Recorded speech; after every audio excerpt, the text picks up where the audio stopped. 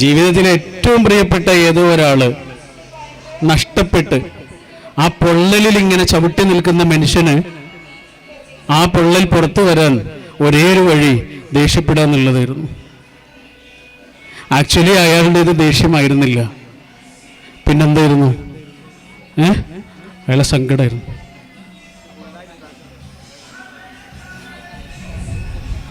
മലയാളത്തിൽ ഇറങ്ങിയ ഏറ്റവും മനോഹരമായ പ്രണയഗാനങ്ങളിലെ ഒരു പ്രണയഗാനമാണ് മാലിക് എന്ന സിനിമയിലെ തീരമേ തീരമേ എന്നുള്ള സോങ്.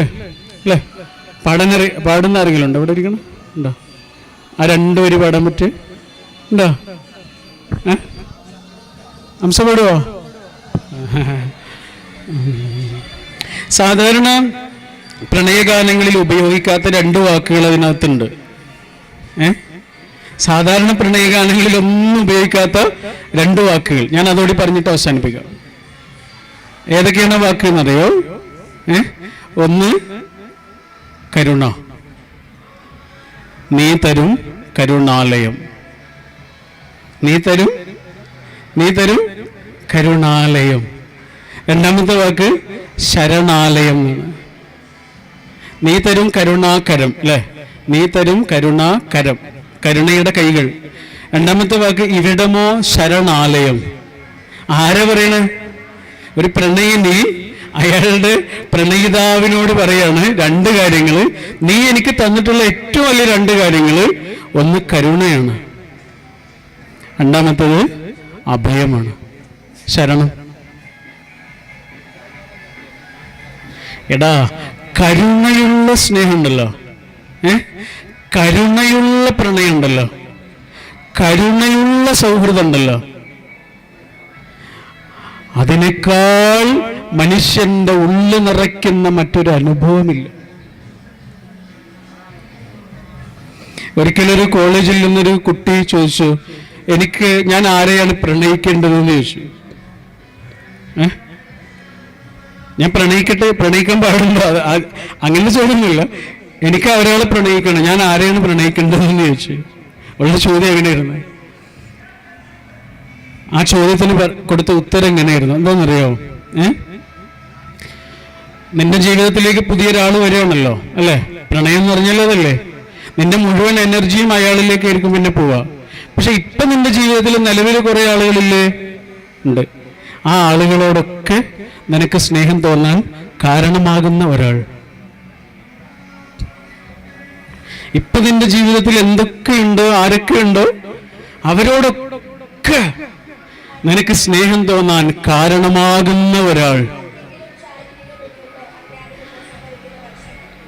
ഈ ഹെയർബിസ് എന്ന് പറഞ്ഞൊരു എഴുത്തുകാരനുണ്ട്, വലിയൊരു എഴുത്തുകാരനാണ്. അദ്ദേഹത്തിനെ കുറിച്ച്, അദ്ദേഹത്തിന്റെ ആത്മകഥാപരമായൊരു പുസ്തകമുണ്ട് അദ്ദേഹത്തെക്കുറിച്ച്. അദ്ദേഹത്തിന് പ്രണയം ഉണ്ടായിരുന്നു, വളരെ തീവ്രമായ പ്രണയമായിരുന്നു. വൈകുന്നേരം ഇവര് രണ്ടാളുകൾ നടക്കാൻ ഇറങ്ങുക. ഭയങ്കര രസമുള്ളൊരു ഒരു സീനാണത്. വൈകുന്നേരം ഇവര് രണ്ടാളുകളും നടക്കാൻ ഇറങ്ങുന്ന സമയത്ത് ഓരോ അവർ കഴിയുമ്പോഴും, ഓരോ മണിക്കൂർ കഴിയുമ്പോഴും ഈ ഫോൺ ബൂത്തില്ലേ, ആ ഫോൺ ബൂത്തിലേക്ക് കയറിയിട്ട് ഇദ്ദേഹം ഒരാളെ ഫോൺ ചെയ്യും. ആരെന്നറിയോ? അമ്മ. യഥാർത്ഥത്തിൽ അതിന് കാരണം ആരായിരിക്കും? ആ കൂടെ നടക്കുന്ന പെൺകുട്ടിയായിരിക്കും. ഉറപ്പല്ലേ? അവൾ അതിൽ നിന്ന് ഒരൊറ്റ വാക്കുകൊണ്ടെങ്കിലും പിന്തിരിപ്പിച്ചിരുന്നുവെങ്കിൽ ഒരുപക്ഷെ അത്രയും ഗാഠമായി അദ്ദേഹത്തിന്റെ ഉള്ളിലുള്ള ഒരാളോട് അദ്ദേഹത്തിന് അടുപ്പം കുറയുമായിരുന്നു. അതെന്താണ്? ശരിക്കും നമ്മുടെ ജീവിതത്തിലേക്ക് ഒരാൾ കയറി വരിക എന്ന് പറഞ്ഞാൽ എന്താ? നിലവിൽ എന്തൊക്കെയുണ്ടോ അതിനോടൊക്കെ സ്നേഹം തോന്നണം, അല്ലേ? നീ തരും കരുണാകരം. എടാ, അതാണെടാ കരുണാകരം. ഒരു മനുഷ്യൻ, നമ്മളുമായി റിലേറ്റഡ് ആയിട്ടുള്ള ഒരു മനുഷ്യൻ, അതാരോട്ടെ, അയാൾ എന്തെല്ലാം അനുഭവങ്ങളിലൂടെ കടന്നു വന്ന്. രാവിലെയുള്ള ആളാവില്ല വൈകുന്നേരം, ഇന്നലെ കണ്ട ആളാവില്ല ഇന്ന്, കഴിഞ്ഞ ആഴ്ച കണ്ട ആളാവില്ല ഈ ആഴ്ച, രാത്രി പറഞ്ഞതൊക്കെ രാവിലെ ആകുമ്പോഴേക്ക് അയാൾ മറന്നു പോകും. അപ്പൊ നീയല്ല ഇന്നലെ പറഞ്ഞത് നമുക്ക് അവിടെ പോവാം, രാവിലെ ആകുമ്പോഴേക്ക് അഭിപ്രായം മാറിയോ? അഭിപ്രായം മാറും. കാരണം എന്താ? അത്രയേറെ ഇയാളുടെ ഉള്ളിൽ സംഭവങ്ങൾ നടന്നുകൊണ്ടിരിക്കുന്നുണ്ട്. മാറ്റങ്ങൾ നടന്നുകൊണ്ടിരിക്കുന്നുണ്ട്. ഒരു പെൺകുട്ടിയെ സംബന്ധിച്ചിടത്തോളം പ്രത്യേകിച്ചും ഉള്ളിൽ ഗർഭപാത്രം ഉണ്ട് എന്നുള്ള ഒരൊറ്റ കാരണം കൊണ്ട് ഒരു പെണ്ണ് എന്തെല്ലാം അനുഭവങ്ങളിലൂടെ ആയിരിക്കും കടന്നു പോകുന്നത്, എന്തെല്ലാം മൂഡ് സ്വിങ്സിലൂടെ ആയിരിക്കും കടന്നു പോകുന്നത്, എന്തെല്ലാം ഹോർമോണിൻ്റെ ഭാവമാറ്റങ്ങളിലൂടെയാകും ഓരോ നിമിഷവും കടന്നു പോകുന്നത് അല്ലേ. അപ്പൊ ശരിക്ക് കരുണയുള്ള സ്നേഹമാണ് സ്നേഹം, കരുണയുള്ള പ്രണയമാണ് പ്രണയം, കരുണയുള്ള സൗഹൃദമാണ് സൗഹൃദം. കരുണ എന്നുള്ളത് ഒരു അറിവിൻ്റെ പേരല്ലല്ലോ അല്ലേ, ഒരനുഭവത്തിൻ്റെ പേരാ അല്ലേ. 22 വയസ്സിൽ തെങ്ങ് നിന്ന് വീണിട്ട് നെട്ടലിന് ക്ഷതം പറ്റി. ഇപ്പോൾ 23 കൊല്ലത്തെ അനുഭവങ്ങൾ എനിക്ക് പറയാനുണ്ട്. എങ്ങനെ ആദ്യമുള്ള സൗഹൃദം, പിന്നെയുള്ള സൗഹൃദം, ഇപ്പം നടന്നുകൊണ്ട് നിൽക്കുന്ന സൗഹൃദം, ഞാൻ അനുഭവിച്ച പ്രശ്നങ്ങൾ. പക്ഷെ അതൊന്നും ഇപ്പോൾ ഒരു 10 മിനിറ്റ് കൊണ്ട് പറയാൻ കഴിയുന്നതല്ല. നമുക്ക് ഒരുപാട് സുഹൃത്തുക്കളുണ്ടാവും. അതായത് നമ്മളെ കയ്യിൽ നിന്ന് എന്തെങ്കിലും ലാഭമുണ്ടെങ്കിൽ മാത്രം അങ്ങനെയുള്ള സൗഹൃദങ്ങളെ നമ്മൾ ഓരോരുത്തരും തിരിച്ചറിയണം. അല്ലെങ്കിൽ നമ്മൾ പിന്നീട് ദുഃഖിക്കേണ്ടി വരും. എനിക്ക് ഒരുപാട് സൗഹൃദങ്ങളുള്ള ആളെ ഞാൻ. പക്ഷേ എനിക്ക് പറ്റിയ ഒരു 3 മാസം മെഡിക്കൽ കോളേജ് കിടന്ന സമയത്ത് ആദ്യത്തെ ദിവസങ്ങളിലൊക്കെ ആളുകളെ തിരക്കായിരുന്നു. പിന്നെ അതിങ്ങനെ കുറഞ്ഞ് വന്ന് പിന്നെ ഞാനും വീട്ടുകാരും പിന്നെ കുറച്ചൊരു വിരലിലുണ്ടാവുന്ന ഒരു 10 ആളുകൾ മാത്രമേ ഉണ്ടായുള്ളൂ. അതിനിടയിൽ എനിക്ക് ശരീരം കിടന്നിട്ട് വ്രണം വന്ന് പൊട്ടി സ്മെല്ലടിച്ച് ഇത് എവിടുന്നാണെന്ന് അറിയായിട്ട് ഞാൻ തന്നെ പറയാം, അമ്മോൻ്റെ വീട്ടിലായിരുന്നു ഞാൻ. അമ്മമ്മ എൻ്റെ കട്ടിലിൻ്റെ ഇടയിൽ എലി ചത്തിട്ടുണ്ട്, എലി ചത്ത് മണക്കുന്നുണ്ട്, അത് നിങ്ങൾ നോക്കണമെന്ന് പറയും. അപ്പോൾ ഓല് എന്നെ സമാധാനിപ്പിക്കാൻ വേണ്ടിയിട്ടാവോ നോക്കിയിട്ട് ഉണ്ടേന് ഞാനത് അടിച്ചൊഴിവാക്കി ഡെറ്റോളോ പെനോലൊക്കെ തടിക്കാമെന്ന് പറയും. അങ്ങനത്തെ ജീവിതത്തിൽ നിന്ന് വന്ന ആളാണ് ഞാൻ. ഇവിടെ നടക്കുമ്പോൾ നമുക്ക് ഒന്നും നമ്മൾ അറിയുന്നില്ല, സമൂഹത്തിൻ്റെ പ്രശ്നങ്ങൾ നമ്മൾ അറിയുന്നില്ല. പക്ഷേ എല്ലാവർക്കും പ്രശ്നങ്ങളുണ്ട്. പക്ഷേ ഇന്നത്തെ തലമുറ എന്താ ചെയ്യുക, ഒരു പ്രശ്നം വന്നാൽ പെട്ടെന്ന് നാളെ മരണത്തിനെ പറ്റിയാണ് അവർ ചിന്തിക്കുക, എങ്ങനെ മരിക്കുക എന്നുള്ളത്. പക്ഷെ അങ്ങനെയല്ല, നമുക്ക് എല്ലാം തകർന്നവിടുത്തെ ജീവിതം തുടങ്ങുമ്പോഴാണ് ത്രില്ലുള്ളത്. മനസ്സിലായത്? എൻ്റെ കൈകൾ വരെ നഷ്ടപ്പെട്ടു പോയതില്ല. കൈകൾ നഷ്ടപ്പെട്ട് കാലിൻ്റെ ചലനശേഷിയില്ല, കൈയിൻ്റെ ചലനശേഷിയില്ല, കഴുത്ത് മാത്രം ഇളകുന്ന ഒരവസ്ഥ. അതും കഴുത്തിന് ബെൽറ്റിട്ടിട്ട് കൊല്ലങ്ങളോളം കിടന്ന് വാട്ടർ ബെഡിൽ. എനിക്കൊരാളെ കാണണമെന്നുണ്ടെങ്കിൽ എൻ്റെ പിന്നിലൊരാൾ വന്ന് നിൽക്കണം, കാരണം ഞാൻ ഇങ്ങനെയായിരുന്നു കിടന്നത്. മുന്നിൽ വരുന്ന ആളെ എനിക്ക് കാണാൻ പറ്റില്ല.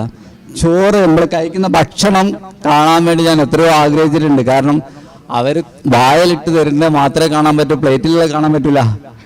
ഒരുപാട് കഷ്ടപ്പെട്ടിട്ട് ഒരു ദിവസം അമ്മാവനെ പൊന്തിച്ച് എനിക്ക് ഭക്ഷണം കാണാനുള്ള ആഗ്രഹം കൊണ്ട്, ഭക്ഷണം കിട്ടായിട്ടല്ല കേട്ടോ, ഭക്ഷണം കാണാനുള്ള ആഗ്രഹം കൊണ്ട്.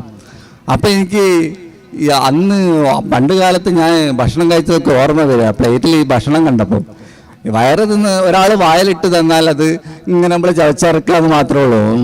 പശുക്കളൊക്കെ പേറ്റരിക്കുന്ന മാതിരി അത് പ്രവണത ഇങ്ങനെ നടന്നുകൊണ്ടിരിക്കുമ്പോൾ ആരോഗ്യത്തിനൊക്കെ കുഴപ്പമുണ്ടാവില്ല. പക്ഷേ അതിൻ്റെതായ ഒരു രുചിയും ഇമ്പക്ക് കിട്ടൂല, അതുറപ്പാണ്. അപ്പോൾ ഈ സ്മെല്ലടിച്ച സമയത്ത് എല്ലാവരും പറഞ്ഞു അതോടുകൂടി സതീശൻ. അന്ന് ഡോക്ടർ തന്നെ പറഞ്ഞു 24 മണിക്കൂറിനുള്ളിൽ ഇയാൾ മരിക്കും. അപ്പോൾ 24 മണിക്കൂർ കഴിഞ്ഞിപ്പോൾ 23 കൊല്ലം കഴിഞ്ഞ് ഞാൻ ജീവിച്ചിരിക്കുക. അത് ഡോക്ടേഴ്സിനെ ഞാൻ കുറ്റം പറയല്ല, ശാസ്ത്രം അതാണ്. പിന്നെ ദൈവം മുകളിലുള്ളത് കൊണ്ട് മാത്രം ഞാൻ രക്ഷപ്പെട്ട് ഈ കണ്ടീഷനിലായി. ഇപ്പം ഞാൻ എൻ്റെ സ്വന്തം ആവശ്യങ്ങൾക്കുള്ള എല്ലാ കാര്യം ചെയ്യുന്നുണ്ട്. ഞാൻ വണ്ടിയിൽ യാത്ര ചെയ്യുന്നുണ്ട്, കുട നിർമ്മിക്കുന്നുണ്ട്, ടോള് നിർമ്മിക്കുന്നുണ്ട്, പേപ്പർ പേന നിർമ്മിക്കുന്നുണ്ട്, 2 വീലറിനുള്ളിൽ എനിക്ക് പോകാനുള്ളടത്ത് പോകുന്നുണ്ട്. പക്ഷേ അത് ഒക്കെ എൻ്റെ ശരീരത്തിനെ പറ്റി എനിക്ക് നല്ല ബോധ്യമുണ്ട്. അതുകൊണ്ട് ഞാൻ അതിനനുസരിച്ച് പോവുള്ളൂ. ഇപ്പം 2 കൊല്ലമായിട്ട് ഞാൻ സ്വന്തമായിട്ട് ഒരു വീട് വെച്ചിട്ട് പല ആളുകളും സഹായം കൂടെ വീട് വെച്ചിട്ട് ഇപ്പം ഞാൻ സ്വന്തമായിട്ടാണ് താമസിക്കുന്നത്. അതാണ് സ്വന്തമായിട്ടാണ്. ഭക്ഷണം അമ്മേൻ്റെ വീട്ടിൽ നിന്ന് കൊണ്ടുതരും, പിന്നെ വീടൊക്കെ ഓല വന്ന് വൃത്തിയാക്കി തരും, അമ്മ ഓലൊക്കെ വന്ന് വൃത്തിയാക്കി തരും. പക്ഷെ എല്ലാവരും എന്നോട് സതീശന് എന്തൊരു വീട്, സതീശൻ അങ്ങനെ ജീവിക്കും ഒറ്റയ്ക്ക്. ഇപ്പം അവരൊക്കെ ഇങ്ങനെയും പറ്റും, ഇങ്ങനെയും മനുഷ്യന് ജീവിക്കാൻ പറ്റും എന്നുള്ള ബോധ്യപ്പെടുത്തി കൊടുത്തത് കൊണ്ടാണ് ഇത്. പിന്നെ ഞങ്ങളെപ്പോലെ പറ്റിയ ആളുകൾക്കൊരു പ്രശ്നമുണ്ട്. ചില ആളുകൾക്ക് ഞാൻ ഇപ്പോൾ ഒരു ദിവസം ഒരു 10-50 ആളുകളെ എനിക്കറിയാം. എല്ലാവരും വന്നിട്ട് നമ്മളോട് സങ്കടങ്ങൾ ഓരോട് പറയരുത്. ഒരിക്കലും നമ്മളെ സങ്കടങ്ങൾ ഓരോട് പറയരുത്. ഓരോ പിറ്റേന്ന് വരില്ല. കാരണം ദുഃഖിക്കാൻ ഇഷ്ടമുള്ള മനുഷ്യൻ ഭൂമിയിലില്ല, സന്തോഷിക്കാൻ ആഗ്രഹമുള്ള ആളുകളെ ഭൂമിയിലുള്ളൂ. അതുകൊണ്ട് ഞാനൊരിക്കലും എൻ്റെ പ്രശ്നങ്ങൾ അവരോട് പറയാറേ ഇല്ല. ഞാൻ മറിച്ച് ഒരു 10 മിനിറ്റ് എൻ്റെ അടുത്ത് നിന്നാൽ ആ 10 മിനിറ്റ് ഞാൻ ചിരിപ്പിച്ചിട്ടേ വീട്ടിൽ നിന്ന് വരും. അപ്പോൾ പിറ്റേന്ന് നേരത്തെ വരും. അങ്ങനെയാണ് ഞാൻ ജീവിതം മുന്നോട്ട് കൊണ്ടുപോയിക്കൊണ്ടിരിക്കുന്നത്. ഇപ്പോൾ ഈ കണ്ടീഷനിൽ എത്തിയതും ഇതാണ്. പിന്നെ വീട്ടുകാരൻ നല്ല സപ്പോർട്ട് വേണം. ഞാൻ അമ്മയുടെ വീട്ടിലായതുകൊണ്ടാണ് ഞാൻ ഈ കണ്ടീഷനിലെത്തിയത്. കാരണം അത്രയും ബുദ്ധിമുട്ടുള്ള ഒരു സംഭവത്തിൽ നിന്ന് ഞാൻ ഈ കണ്ടീഷനിലെത്തിയത് തന്നെ. എൻ്റെ കയ്യിൻ്റെ പേരിലാണെങ്കിലോ കാലാനുകൂലം ഒന്നുമില്ല, ഒന്നും ചെയ്യാൻ പറ്റാതെ ശരിക്കും ഒരു ബോഡി സംസാരിക്കാൻ മാത്രം പറ്റും, അതെന്നെ കൂടുതൽ സംസാരിക്കാൻ പറ്റില്ല. അങ്ങനത്തെ കണ്ടീഷനിൽ ഇപ്പോൾ ഞാൻ എവിടെ പോയാലും ആളുകളായിട്ട് ബന്ധമുണ്ട്. പിന്നെ ഞാൻ IPM വന്ന് ആദ്യം പോട്ടർമ്പ് പാലിറ്റിക്കാരിൽ പോയി, അവിടെ നിന്ന് കുറേ നിർമ്മാണം പഠിച്ചു. പിന്നെ IPM വന്ന് IPM പല കൈത്തൊഴിലുകളും പഠിച്ച് ഒരു കാലത്ത് ഞാൻ ഈ ഹോം കെയറുകാരെ കാത്തിക്കുന്ന ഒരു സമയം ഉണ്ടായിരുന്നു വീട്ടിൽ വരാൻ. കാരണം ആരും സംസാരിക്കാൻ വരാനുണ്ടാവില്ലല്ലോ. അപ്പം സംസാരിക്കുക എന്നുള്ളത് ഒരു മനുഷ്യൻ്റെ സംസാരം ആരും ഇല്ലാത്തപ്പോൾ അതിൻ്റെ വേദന നമുക്ക് മനസ്സിലാവുള്ളൂ സംസാരിക്കുന്നതിൻ്റെ. അപ്പം ഇവർ വന്ന് കിട്ടിയാൽ കുറച്ച് നേരം സംസാരിക്കാമല്ലോ എന്നുള്ള ആഗ്രഹത്തോടു കൂടി ഞാൻ എത്രയോ തവണ ഇവരെ IPM വരുന്ന നേഴ്സുമാരെയും അവിടുത്തെ ഡ്രൈവർമാരെയും പിന്നെ ഓരോ വളണ്ടിയർമാരെയും ഞാൻ കാത്തിരുന്നിട്ടുണ്ട്. അപ്പോൾ ഇപ്പോൾ ഒരു മണിക്കൂർ പോലും ഇപ്പോഴുള്ള തലമുറക്ക് ഒറ്റയ്ക്കിരിക്കാൻ പറ്റൂല. അങ്ങനെ ഒരു കൊല്ലങ്ങളോളം ഒറ്റയ്ക്ക് ഇരുന്നൊരു മനുഷ്യൻ്റെ അവസ്ഥ എന്തായിരിക്കും എന്ന് ആലോചിച്ച് നോക്കി. അതേമാതിരി നിങ്ങളെ വീടിൻ്റെ അടുത്ത് ഇങ്ങനെ ഒരാളുണ്ട്. അപ്പം നിങ്ങളെന്താ ചെയ്യുക? നിങ്ങൾ 1-2 ദിവസം പോകും. പിന്നെ ഇനി നാളെ അവനോട് പോയില്ല, ഞാൻ ഒരു പ്രാവശ്യം പോയല്ല, ഇനി പോകണമെന്ന് കൊടുക്കാതെ എങ്ങനെ പോവാ? ആ ചിന്ത നിങ്ങൾക്ക് വേണ്ട. കാരണം അയാൾക്ക് നിങ്ങളെ സാമ്പത്തികം ചിലപ്പം വേണ്ടി വരില്ല. അയാൾക്ക് നിങ്ങളെ സംസാരം നിങ്ങളൊരു 10 മിനിറ്റ് ഇരുന്നാൽ അയാൾക്കൊരു ആശ്വാസം ഉണ്ടാവും. അത് നമ്മൾ മനസ്സിലാക്കണം. പിന്നെ സഹതപിക്കാൻ ഇഷ്ടംപോലെ ആളുകളുണ്ടാവും. എൻ്റെ അടുത്ത് വരുന്നവരോട് ഞാൻ പറയുന്ന സഹതാപം എനിക്ക് വേണ്ട, പക്ഷേ എനിക്ക് സഹായം വേണം. സഹതപിക്കാൻ ആരും എൻ്റെ അടുത്തേക്ക് വരണ്ട. അങ്ങനെ വന്ന 2-3 ആളുകൾ ഞാൻ പറഞ്ഞു, ഇനി നിങ്ങൾ എൻ്റെ അടുത്തേക്ക് വരരുത്, കൃത്യമായിട്ട് പറഞ്ഞു. അവർ ഇത്രയും കാലമായിട്ട് എൻ്റെ അടുത്ത് വരാറില്ല.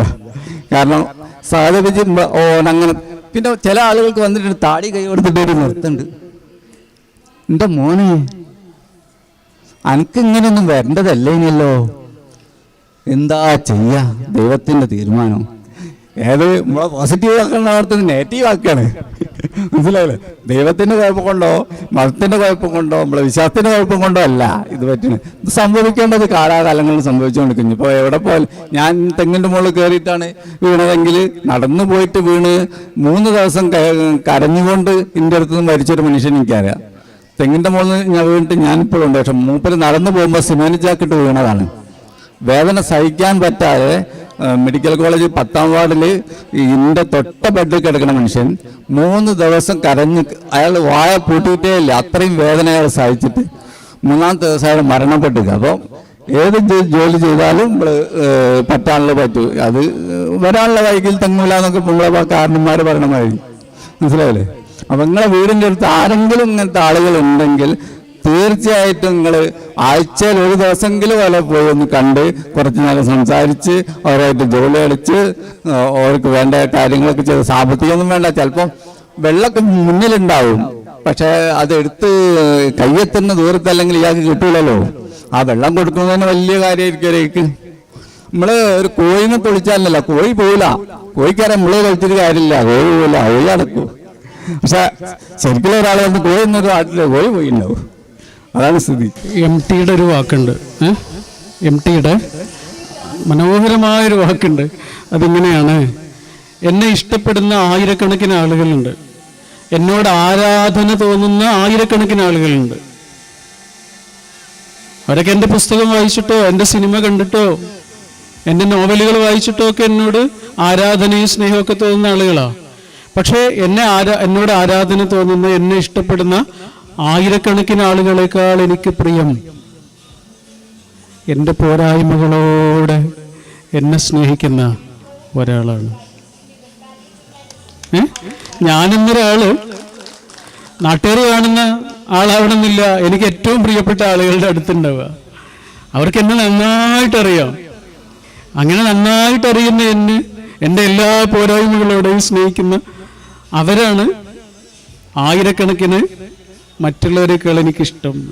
MTയുടെ തന്നെ ഒരു വാക്കുണ്ട്, അതിങ്ങനെയാണ്: എനിക്കറിയാത്ത മഹാരഹസ്യങ്ങളുമായി ഒഴുകുന്ന വലിയ സമുദ്രങ്ങളെക്കാൾ എനിക്കിഷ്ടം എനിക്ക് നന്നായി അറിയുന്ന എൻ്റെ നിളാനദിയെയാണ്. എന്തൊരു വാക്കാണല്ലേ, മഹാരഹസ്യങ്ങളുമായി. പക്ഷെ എനിക്കറിയില്ല, എനിക്കറിയാത്ത മഹാരഹസ്യങ്ങളുമായി ഒഴുകുന്ന വലിയ മഹാസമുദ്രങ്ങളുണ്ട്, അതൊക്കെ ലോകത്തുണ്ട്, അതൊക്കെ ശരിയെന്നാ. പക്ഷെ എനിക്കിഷ്ടം എനിക്ക് നന്നായി അറിയുന്ന എൻ്റെ നിളാനദിയെയാണ്.